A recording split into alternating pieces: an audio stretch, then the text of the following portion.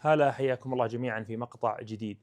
كثير من ملاك الباترول الفتك بعضهم يقول موتر ما مشى معي 250 ألف 300 ألف إلا وماكينته بادية تنقص. أبعطيك أشياء لا تسويها في الفتك إذا شريته، وبإذن الله تعالى يمشيك 600 700، بل ممكن توصل حتى المليون. قبل بداية المقطع يا جماعة الخير، حسابي في البرنامج الأصفر ظاهر قدامكم، أتشرف بمتابعتكم لي.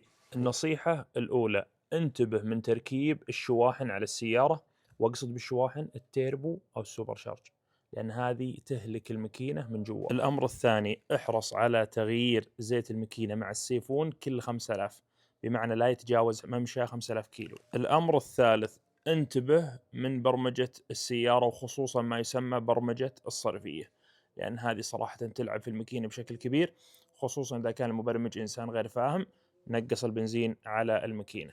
الأمر الرابع: انتبه من الفلاتر الرياضية. إذا كنت لابد أنك تركب فلتر رياضي، لابد يكون من شركة معروفة، ويكون تنظيفه باستمرار عشان ما يدخل أكرمك الله تراب على الماكينة.